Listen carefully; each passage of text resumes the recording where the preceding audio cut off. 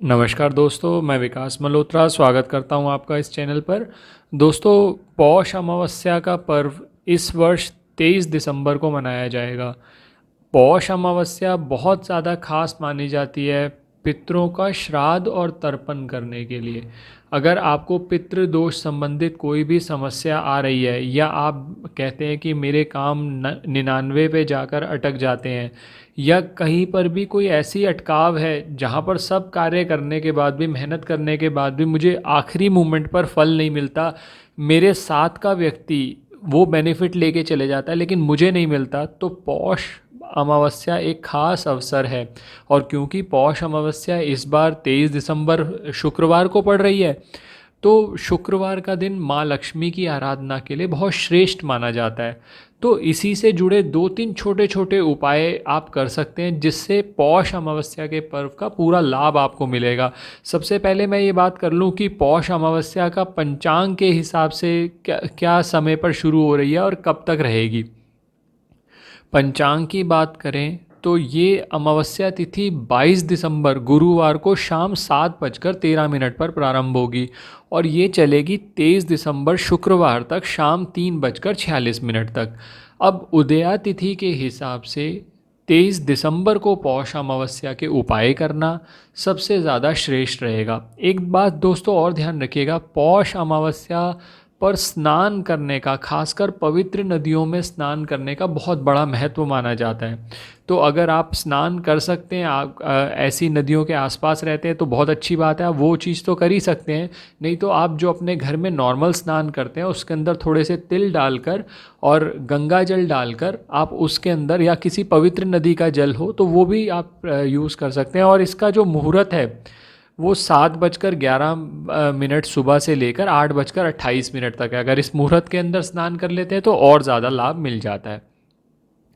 अब पौष अमावस्या पे उपाय क्या करने हैं। सुबह जो सबसे पहला उपाय आपको करना है वो ये करना है कि आपको एक स्टील का लोटा लेना है, उसके अंदर थोड़ा सा जल डाल लीजिए, थोड़ा सा दूध डाल लीजिए, काले सफ़ेद तिल डाल लीजिए, थोड़ी सी शक्कर या गुड़ डाल लीजिए, उसे मीठा कर लीजिए। और फिर ये जो जल है आप किसी भी पीपल के वृक्ष पर चढ़ा सकते हैं और अपने पितरों का स्मरण करते हुए, पितरों से ये प्रार्थना करते हुए कि उनका आशीर्वाद आपको मिले। पितरों के तर्पण के लिए ये तिथि बहुत बहुत ज़्यादा महत्वपूर्ण मानी जाती है। आप पितरों के नाम पर कोई दान इत्यादि भी करते हैं तो उसका भी लाभ आपको बहुत ज़्यादा मिलता है। तो सबसे पहला जो सुबह आपने ये कार्य करना है, ये जल चढ़ाना है।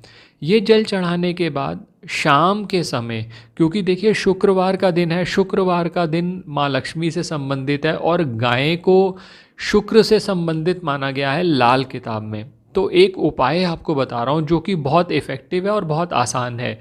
इसके लिए करना ये होगा, एक आटे का चौमुखा दीपक आप बना लें। इस चौमुखे दीपक के अंदर आप तिल का तेल डाल लीजिए। तिल का तेल डालने के साथ साथ काले सफ़ेद तिल आप इसमें डाल दीजिए। अगर किसी केस में आपके पास सफ़ेद तिल या काले तिल में से कोई एक आधा नहीं भी मिलता तो आप बाकी दूसरे तिल तो ज़रूर डालें उसके अंदर। वो डालने के बाद इसके साथ थोड़ी सी चने की दाल, वो आप वीरवार को रात को ही भिगो सकते हैं ताकि वो शुक्रवार को प्रयोग करें, नहीं तो शुक्रवार को सुबह भिगो दीजिए। वो चने की दाल भीगी हुई आपने रखनी है ये। और इस चने की दाल के साथ साथ थोड़ा सा गुड़ भी चाहिए होगा आपको। तो ये वस्तुएं तैयार कर लीजिए। शाम के समय सूर्यास्त के बाद ये जो चौमुखी दीपक आपने बनाया, किसी भी पीपल के वृक्ष के नीचे ये दीपक जला दीजिए। दीपक जलाते हुए माँ लक्ष्मी का ध्यान करते हुए उनसे प्रार्थना करें कि आपकी धन संबंधी समस्याएं, कोई कर्ज आपको बहुत ज़्यादा हो गया है, कर्ज से मुक्ति संभव नहीं हो पा रही या पैसे जुड़ते ही नहीं है, एक्यूमुलेटेड वेल्थ, क्योंकि शुक्र जो है एक्यूमुलेटेड वेल्थ शुक्र से देखा जाता है। तो आप माता से प्रार्थना करते हुए ये दीपक प्रज्वलित कर दें। ये दीपक आप थोड़ी देर वहाँ छोड़ दें और जब दीपक ठंडा हो जाए, शांत हो जाए, तो उसको उठा के वापस लाना है। और इसके साथ आपके पास दो वस्तुएं और होंगी, भीगी हुई चने की दाल और गुड़। ये तीनों चीज़ें आपके पास हो गई। अगर तो उसी दिन संभव है आपके लिए किसी गाय को खिलाना, तो ये दीपक, इसमें से बाती निकाल लीजिएगा। बाती आप इसमें कोई भी लगा सकते हैं, चाहे रुई की लगा दीजिए, चाहे कलावा की लगा दीजिए।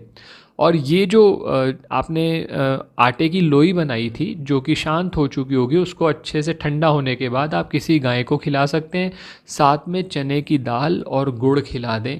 आप देखेंगे कि जो समस्याएं आपको पैसे से संबंधित समस्याएं आ रही हैं वो आपकी दूर होंगी और पितरों का आशीर्वाद मिलता है, क्योंकि गाय में हम ये मान के चलते हैं कि 33 कोटि देवी देवताओं का वास है।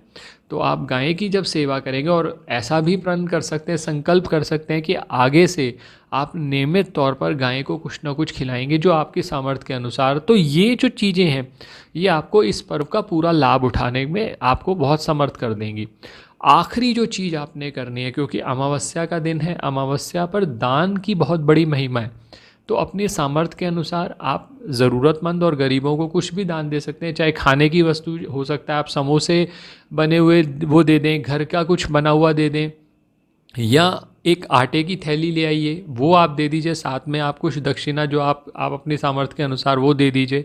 तो इससे और जब ये दें तो पितरों का ध्यान ज़रूर करें कि ये पितरों के निमित्त दे रहे हैं, पितरों की शांति के निमित्त दे रहे हैं, तो आपको इस पर्व का पूरा लाभ मिलेगा। दोस्तों, आशा करता हूँ आपको ये वीडियो पसंद आया होगा। अगर वीडियो पसंद आया तो लाइक करें, बाकी लोगों के साथ भी शेयर करें, और अगर चैनल सब्सक्राइब नहीं किया तो प्लीज़ सब्सक्राइब कर दें, बेल बटन को पुश करना ना भूलें। धन्यवाद दोस्तों, आपको पौष अमावस्या की बहुत बहुत शुभकामनाएं।